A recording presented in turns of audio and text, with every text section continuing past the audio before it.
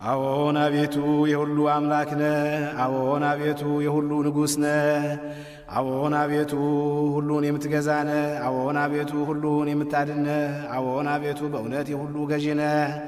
አዎን አቤቱ የሁሉ መድኃኒት ነህ። አዎን አቤቱ ሁሉን የምትጠብቅ ነህ። አዎን አቤቱ ሁሉን የምትመግብ ነህ። የልጅህን ሥጋ ከእኛ ሥጋ ጋር አንድ እንዳደረግ ያንተንም መሲህ ደም ከእኛ ደም ጋር አንድ እንዳደረግ እንዲሁ አንተን መፍራትህን በልቡናችን በጎ አምለከትህንም በሕሊናችን ጨምር። ሥጋውያን የምንሆን እኛ ግን የሥጋን ሕግ እናስባለን፣ የሥጋ ሥራንም እንሠራለን፣ በሥጋ መንገድም እንሄዳለን። አንተ ግን የመንፈስ ሥራ አስተምረን፣ የመንፈስም ሕግ አስረዳን፣ የመንፈስን መንገድ ምራን። እኛን ኃጥአንን ብትምረን ያን ጊዜ መሐሪ ትባላለህና፣ ጻድቃንን ግን ከሥራቸው የተነሣ ትሰጣቸዋለህ፣ እንደ ጽድቃቸውም ታስረክባቸዋለህ።